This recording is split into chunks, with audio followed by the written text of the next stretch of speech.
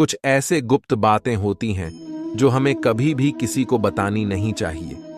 आपको शायद यकीन नहीं होगा, पर अक्सर घर परिवार में अशांति का कारण हम स्वयं ही होते हैं। हम इस बात को देख पाए या ना देख पाए, पर यही सत्य है, क्योंकि जाने अनजाने में हम खुद ही अपनी बातें दूसरों को बता देते हैं जो हमें हमेशा गुप्त रखनी चाहिए। और वही बातें जो जाने अनजाने में हम दूसरों को बता देते हैं, वही हमारे दुख का कारण बन जाते हैं। वही हमारे घर परिवार के बर्बादी का कारण बन जाता है। और फिर बाद में हमें यह सोचकर पछतावा होता है कि मुझे यह बातें किसी को नहीं बतानी चाहिए थी। मैंने जाने अनजाने में मूर्खतावश बहुत बड़ी गलती कर दी। दोस्तों, इसलिए आज हम आपको एक ऐसी कथा सुनाने वाले हैं जिसे सुनने के बाद आपको 8 ऐसी बातें पता चलेगी जो जीवन में कभी किसी को नहीं बतानी चाहिए दोस्तों। और मैं आपको बता दूं कि इन 8 बातों के अलावा अगर आपको लगे कि कोई और भी बातें हैं जो मुझे बताना चाहिए, तो आप वह बातें कमेंट में जरूर लिखें। दोस्तों, आगे बढ़े और आप इस ज्ञानवर्धक कहानी में खो जाएं। उससे पहले यदि आप भगवान श्री कृष्ण को सच्चे मन से चाहते हैं तो कमेंट में जय श्री कृष्ण जरूर लिखें और साथ ही इस चैनल को सब्सक्राइब अवश्य कर लें। और हाँ, इस वीडियो को पूरा अंत तक जरूर देखें, वरना आपको जिंदगी भर पछताना पड़ेगा।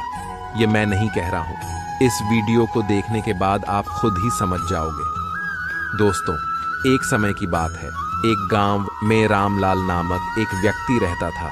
वह व्यक्ति बहुत ही गरीब था, इतना गरीब कि उसको 2 वक्त की खाना भी बड़ी मुश्किल से नसीब होती थी। वह काम की तलाश में पूरे दिन इधर उधर भटकता रहता, पर उसे कोई काम नहीं मिल रहा था दोस्तों। फिर एक दिन उसने अपनी पत्नी से कहा कि मैं जिस जगह भी काम मांगने के लिए जाता हूं, तो हर कोई मुझे यह कहकर काम नहीं देता कि हमारे यहाँ काम की जरूरत नहीं है। मैं काम की तलाश कर करके थक चुका हूँ। मुझे समझ नहीं आता कि मैं तुम लोगों का पेट कैसे भरूं, अपने बच्चों को खाए जा रही है। ये सुनकर उसकी पत्नी ने कुछ सोचकर कहा कि तुम एक आदमी के पास एक बार ही काम मांगने के लिए जाते हो, और जब वह काम नहीं देता तो तुम दोबारा उसके पास जाते तक नहीं। अगर तुम्हें उनसे काम लेना है तो तुम्हें हमदर्दी तो जतानी ही होगी। तुम्हें उनसे हमदर्दी हासिल करनी होगी, अपनी गरीबी दिखानी होगी, ताकि वह लोग तुम मजबूरी समझकर तुम्हें काम पर रख लें। इसलिए शर्म मत करो, उन्हें अपनी मजबूरी बताओ, अपनी गरीबी बताओ, और इसी उपाय से तुम काम कर सकते हो। यह बात रामलाल के मस्तिष्क में बैठ गया और अगले दिन काम मांगने के लिए वह एक सेठ के पास जा पहुंचा, जहां पर वह पिछले दिन काम मांगने के लिए गया था। लेकिन इस बार उसने हाथ जोड़कर उस सेठ से प्रार्थना की, उससे विनती की। वह बहुत गरीब है और उसे काम की बहुत आवश्यकता है। वह जो कुछ भी उसे देंगे उसमें संतुष्ट हो जाएगा, पर कृपा करके मुझे अपने यहाँ काम पर रख ले।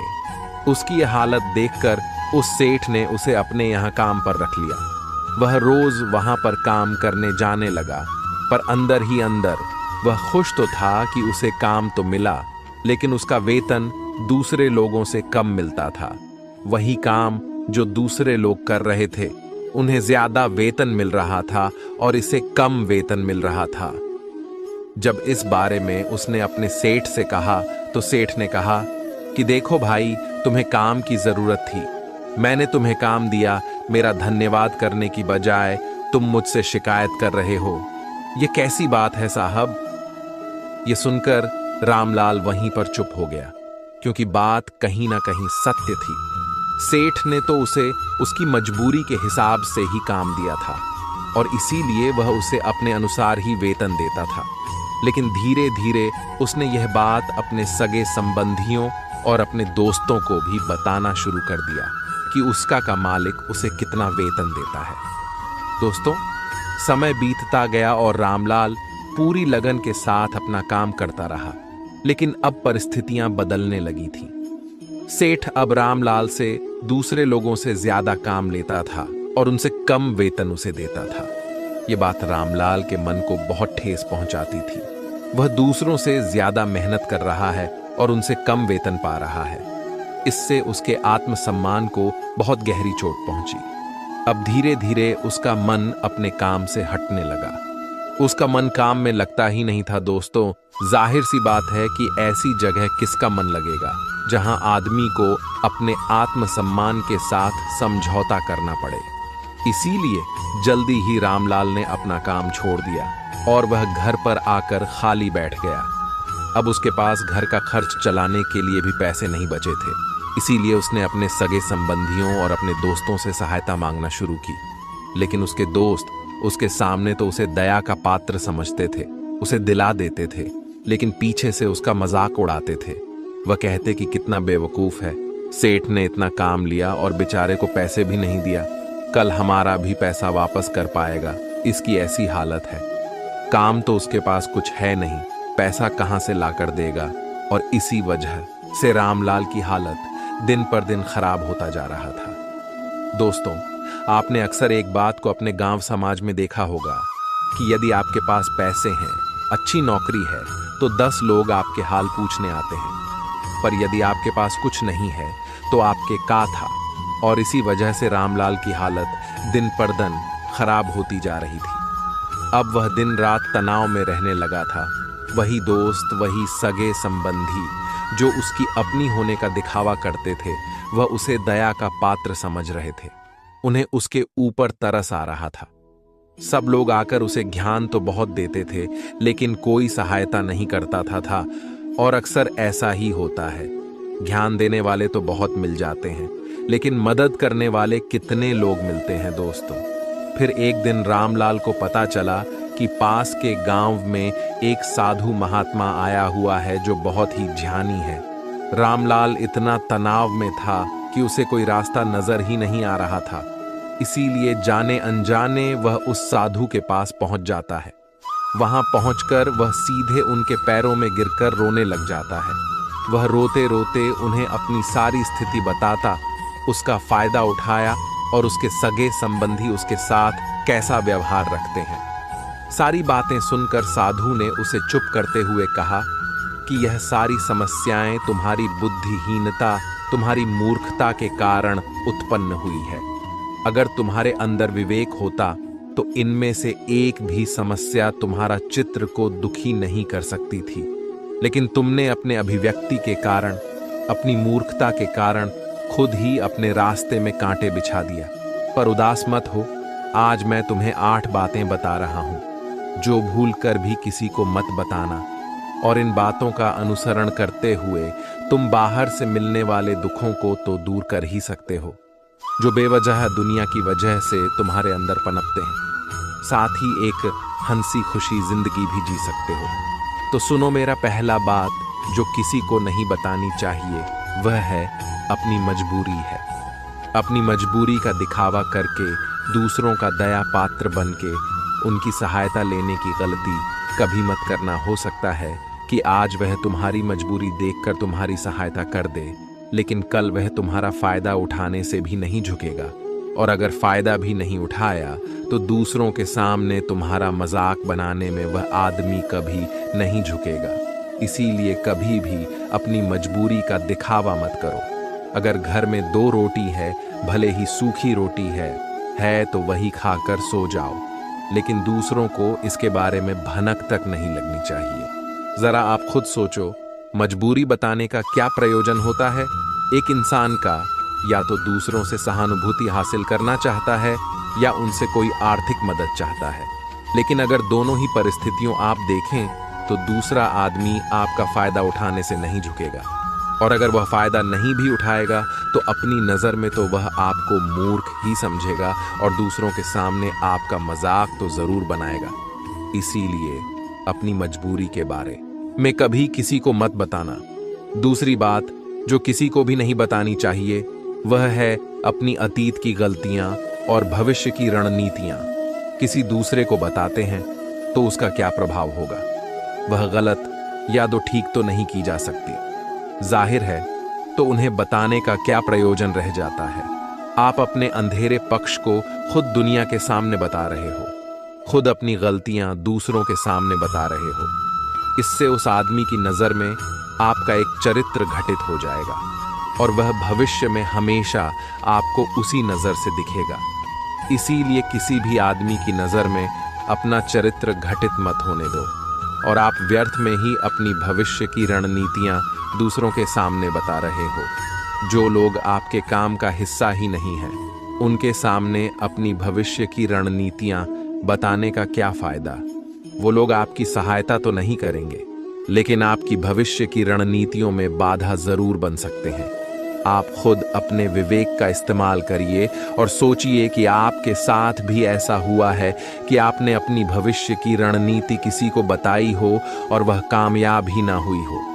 मेरा तीसरा बात जो किसी को नहीं बतानी चाहिए वह है अपने घर की बातें।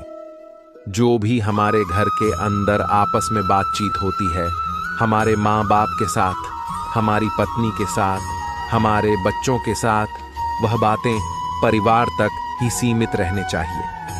अगर आप इन बात का दूसरों के सामने ढंढोरा पीटते हो तो दूसरों को आपके घर में घुसने का एक मौका मिल जाता है और वह इसका फायदा उठाने से कभी नहीं झुकेंगे।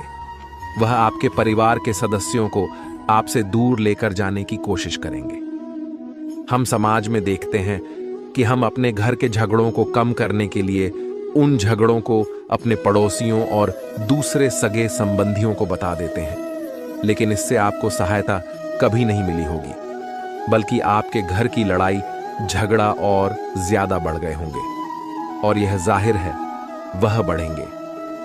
अगर आप अपने माँ बाप की बातें दूसरों को बताएंगे तो आपकी माँ बाप को बुरा ही लगेगा कि हमारा बेटा हमसे बताएं बगैर दूसरों को यह बातें बता रहा है।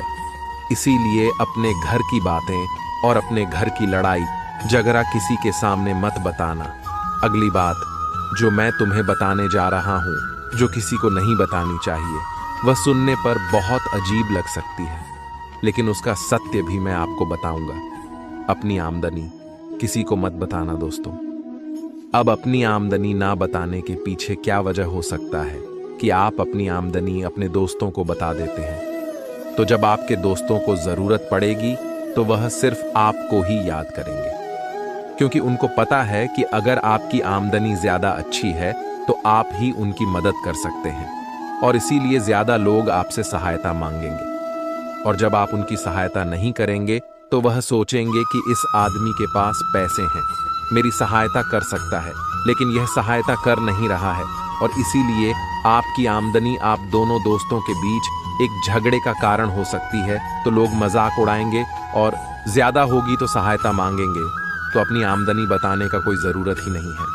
अगली बात जो मैं आपको बताने वाला हूं उसे आप गांठ बांध लेना और किसी को यह बात मत बताना। अपनी कमजोरी और अपनी ताकत अक्सर इंसान को पता नहीं होता, लेकिन अगर आपको अपनी कमजोरी और अपनी ताकत है कि उसकी कमजोरी या उसकी ताकत क्या है पता है, तो पहली बात तो आप बहुत ही बुद्धिमान आदमी हैं और दूसरी बात कि आपको यह बातें किसी से शेयर नहीं करनी है, क्योंकि अगर आपकी कमजोरी दूसरों को पता चल गई तो आपकी कमजोरी का फायदा उठाएंगे और अगर आपकी ताकत पता चल गई तो वही ताकत आपकी कमजोरी बन जाएगी, क्योंकि वह ताकत दूसरे आदमी को पता है और वह ताकत की तौर भी ढूंढ ही लेगा। अपनी कमजोरी और अपनी ताकत अपनी पत्नी या अपने पति को भी नहीं बताना चाहिए, क्योंकि इसके बाद आपके घर में उनसे हमेशा डरते रहना पड़ेगा दोस्तों। अगली बात वह साधु जी बताते हैं जो किसी को नहीं बतानी चाहिए, वह है अपने मित्र और अपने शत्रु के बारे में बताना। आप अपने मित्रों के बारे में अगर दूसरे लोगों को बताएंगे तो वह आपके मित्रों के साथ अपनी घनिष्ठ बनाकर आपको धोखा दिलवा सकते हैं और दूसरी तरफ आपके शत्रु का भी किसी को नहीं पता लगना चाहिए, क्योंकि आज जो आपका मित्र है अगर कल वह आपका दुश्मन हो गया तो वह आपके दुश्मन के साथ ही मिलकर आपको परास्त कर सकता है, आपको धोखा दे सकता है। इसीलिए अपने सबसे अच्छे दोस्तों को भी उनके बारे में कभी मत बताना। अगली और आखिरी बात बताता हूं कि जब तुम दान करते हो तो दान के बारे में भी किसी को मत बताना, नहीं तो दान करना व्यर्थ हो जाता है, बेकार हो जाता है। जब आप अपने दान का ढिंढोरा पीटते हो तो आप यह बता रहे हो कि मैं कितना बड़ा दानी पुरुष हूं और यह आपके अंदर एक अहंकार निर्मित करेगा। इसीलिए दान गुप्त रूप से किया जाए उतना ही अच्छा होता है, उतना ही फलदायी होता है। जब आपका बायां हाथ दान कर रहा हो तो दाएं हाथ को बिना पता चले कि बायां हाथ दान कर रहा है, तभी आपको दान का सही फल मिलता है। तो दोस्तों, इस प्रकार यह गहरी मित्रों को आपसे दूर करने का प्रयास कर सकते हैं। अक्सर आम आदमी ऐसा नहीं करता, लेकिन आपके दुश्मन ऐसा करने की कोशिश कर सकते हैं। और दूसरी तरफ आपके शत्रु का भी किसी को नहीं पता लगना चाहिए, क्योंकि आज जो आपका मित्र है, अगर कल वह आपका दुश्मन हो गया तो वह आपके दुश्मन के साथ ही मिलकर आपको परास्त कर सकता है, आपको धोखा दे सकता है। इसीलिए अपने सबसे अच्छे दोस्तों को भी उनके बारे में कभी मत बताना। अगली और आखिरी बात बताता हूं कि जब तुम दान करते हो तो दान के बारे में भी किसी को मत बताना। नहीं तो दान करना व्यर्थ हो जाता है, बेकार हो जाता है। जब आप अपने दान का ढिंढोरा पीटते हो तो आप यह बता रहे हो कि मैं कितना बड़ा दानी पुरुष हूं, और यह आपके अंदर एक अहंकार निर्मित करेगा। इसीलिए दान गुप्त रूप से किया जाए उतना ही अच्छा होता है, उतना ही फलदायी होता है। जब आपका बायां हाथ दान कर रहा हो तो दान